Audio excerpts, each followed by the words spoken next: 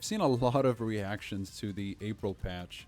People are saying that Bandai cooked, that they listened, and that Tekken is back, and it's great. And I admit, there are lots of good things that were done in this patch. I think some of the most entertaining reactions are the people that are just crying about their character because they can't launch anymore, right? Like flappy kicks for Hwoarang or the DP for Claudio. People are saying that these characters are dead and whatever. I've seen nerfs to Kazuya, for example, specifically his heat usage. So I can no longer do more than one Hellsweep on heat burst. But if I get heat through a heat engager, then yeah, I can do 2 Hellsweeps. Extended Hellsweep specifically, as you can tell, I can do that. So there are a bunch of changes like that across the board with more heat usage, and all of that is great. What I'd like to see personally, because let me be real, Tekken is not back. They just removed one single mechanic. And look, I understand the people that are saying that their character is dead. It's because some characters were just completely left untouched. And I'll talk about that in just a minute. But I do understand you guys.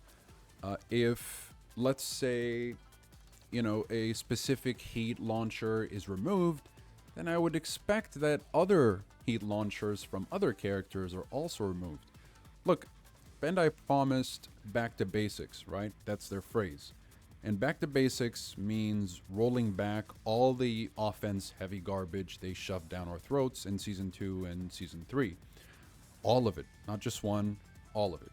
But what they gave us is literally just a rollback of heat dash combo follow-ups. And by the way, plenty of characters still have heat dash combo starters. For example, Kazuya's Demon Paw. Yes, I would like to see that removed. It's a very tricky move to sidestep, and it covers a lot of range, and it still launches on heat. I don't think that should be a thing. Again, using less heat, or excuse me, using more heat, so it costs more for the Hellsweep extension on Heat Burst, that's really good. And across the board, that's just a very good change. But when you have AK's forward 4 that still launches, King's forward 2-1, and a whole lot of other moves that are just like wall splatting from miles away. For example, wall standing 1-2 from here should not wall splat, personally speaking. So if I do this, you'll see it's really long range. And this extends to the Dragunov G-Cliff, the Lars G-Cliff. They all just kind of wall splat from a very absurd range. And that was introduced in, I believe, Season 2 or Season 3. I can't even remember. I think that was introduced in Season 3. Again, I want to be fair here. Removing heat dash aerial combos was a very good call. Nobody wants to deal with every character landing a heat dash and getting a full free juggle. Bandai deleted it across almost the entire roster, and that's great. It's a great start. But if you look at the rest of the roster, the actual sins of Season 2 and Season 3, they're still sitting there unpaid. And we really need to just kind of manage our own expectations. We've seen this before. But to be fair, this is the most nerfs we've ever seen in any Tekken 8 patch ever. But let's talk about the real design crime here. What they did in Season 2 and Season 3 is, specifically Season 2, they introduced homing moves that are plus on block. Sidestep should be a core defensive tool, and they improved Sidestep in Tekken 8, but it's no use improving the sidestep if you're going to introduce homing plus on block moves that keeps the attacker's turn and puts the defender in another 50-50 where you're supposed to guess. So, for example, right? They reduced the damage in Rama stance. Okay, that's cool. But I can still put you in a 50-50 and you can't sidestep. It would be nice if instead of only guessing by either ducking or blocking, it would be nice to introduce sidestepping to all of these stances. So not just having to take a 50-50, but give us a third option, which introduces sidestepping out of these stances. So again, when you put all that together, you're creating a move that completely screws the defender. You can't step it, you can't punish it, and you're just stuck taking the pressure. This is the biggest problem they introduced, and they completely ignored it. So in the patch, you'll see that, yeah, they reduced the damage for Clive's heat move. I think, yeah, shift 2, 1+2. So, okay, but what about all the other bullcrap that Clive does? So Clive's forward 1+2 is completely untouched. Anna's Horseman stance mix-up, completely untouched. King's homing throws from Season 2, also untouched. And the main problem that I have with this game is that they are universalizing the control, the range control of all the characters. And this is not true across the board, but for the most part, they're giving all of these characters, they're giving almost all the characters moves that control range 0, range 1, range 2, and range 3, which to me is a big problem, because how does it make sense for example, Bryan to control range 0 with jabs and counter hits like forward 3, but at the same time be able to control range 1 with, you know, down forward 1 or up forward 2, and also control range 2 or 2.5 with back 1, right?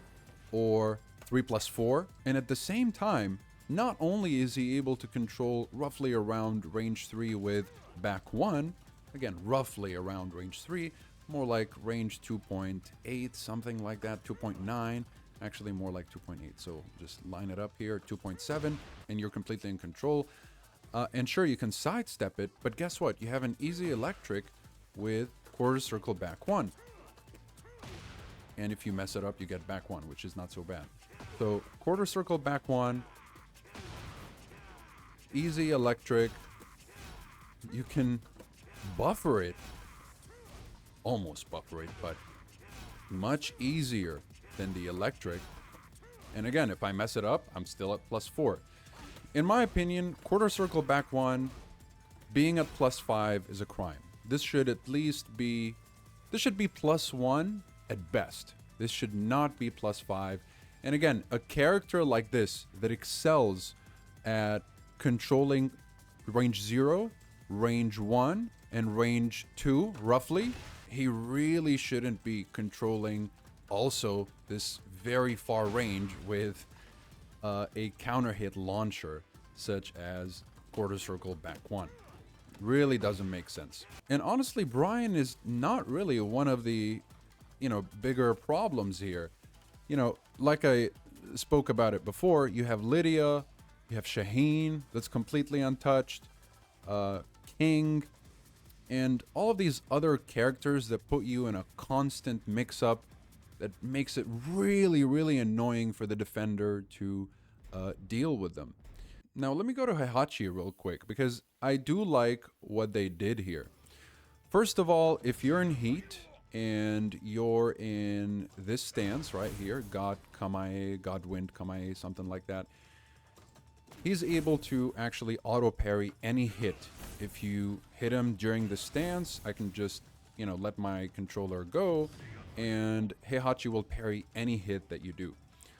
However, you're able to now counter it with a throw, which is really nice. And I think they also applied that to Law. So that's a nice counter. That's a nice change.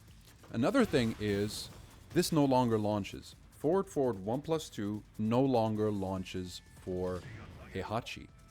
But again, you have other characters that are still able to launch with their own heat moves. Now, to be fair, they did take out Bryan's forward 2. So you're not able to launch in heat when you use Bryan's forward 2. And I'm not entirely sure why they would nerf certain characters and leave other characters alone. So maybe that's what they're looking to do in the May patch. But I, again, would take everything now with a grain of salt. Because, again, I'm not really sure what's going on there. Shaheen wasn't mentioned in the patch notes. Victor lost one heat dash launch, but kept every other Season 2 bullshit move. Lidia's homing high still launches off heat dash. It's nice that Hwoarang lost his flappy kicks, which is fine. But they still gave him a chunky follow-up, so still good damage. But they did leave his homing low that completely opens his entire offense for free. And again, they walked right past the most stance-heavy, offense-loaded characters in the game. The game still doesn't really feel good to play. And you know, what's kind of weird is if you look at the top here, they completely ditched the back-to-basics language. You'll see here, it says, we addressed unintended behaviors and made adjustments to heat dash combo starters and select heat-related moves. For heat-related moves, we focused on moves where the reward was disproportionately high relative to the difficulty of confirming hits and associated risks. And if you remember in the Season 3 patch, all they talked about was making things easier. So there's clearly a disconnect in their own team. Some people in the team want to make everything easier and universalize everything. Others want to keep things balanced. And it seems like this specific patch was released by the side of the team that we actually like and love and trust, and we want them to keep working. The part of the team that, for example, created Victor as a character, whoever thought of that, I don't think they should lose their job, but they should not be making any major executive decisions within the game. They should just step aside. Okay, anybody that has to do with the soul caliberification of Tekken, they should step aside and leave the original team that was probably led by Harada to take over completely. Because that's probably the part of the team that took away the launching ability of Claudio's DP, Dragunov's while standing 1+2, and all of these changes that were added in Season 2 and Season 3, they were basically reverted back. Now, I'm telling you right now, I don't think we should be getting excited at all. We've kind of seen this before. They patch, they break, they repeat. But what's nice today with this patch is that we really haven't seen any buffs. It's just been mostly nerfs, which is, again, the first time we've ever seen something like this in Tekken 8, which is a good sign. But I will not be optimistic until I see Season 4. Because for the May patch next month, they might be fixing more things, but they might break it all over again in Season 4. So until we see Season 4, and until we see that they're taking away all of this guessing work from the gameplay and the universalization of the roster, then I'm not really going to be excited to play the game that much. Again, this is a great start. I think we should take everything they do with a grain of salt. I think there's still quite a bit of conflict within their team. Some people want to buff everything. Some people want to nerf everything and return back to base Tekken. So I really want them to go back to base Tekken. I think the emergency hotfix in May is going to be good for the most part. Fingers crossed. Again, I wouldn't really trust them because history says otherwise. I really, really hope I'm wrong, and I really hope that they're finally listening to the community. Don't let that 50+ launchers removed headline fool you. It's literally just one mechanic removed, counted 50 different ways. So save your applause until they actually pay the bill in Season 4. So that'll be my take for this patch. I think overall it's a very good patch. A lot of things were adjusted very well. I think moves like forward 2 for Heihachi no longer being a launcher is a really positive thing, but I think they should apply that across the board, across all of the characters. Me personally, if you ask me, I don't want to see a single heat dash combo. That's just my personal opinion. I think we should keep heat for the most part as a way to gain a little bit of extra damage, not to create combos. We should not be getting combos by, for example, demon pawing you across the screen. Personally speaking, I don't think the Mishimas, for example, should be able to launch you from across the screen using a demon paw, right? If Heihachi can't launch using his own version of the demon paw, then I don't think the Mishimas should be getting a launching demon paw either. And again, that should be across the board. And look, I play Mishimas and I want them nerfed. So the less free mix-ups and free launchers we get, the better the Tekken we're gonna see. I hope they keep this up. This is a great patch, and I hope in the May patch they won't screw anything up and they'll continue this trend. And by season 4, I'm hoping they will also improve all the broken things that they've introduced in season 2 and 3. If you like this kind of content, feel free to subscribe. Thank you so much for watching, and I'll see you in the next one.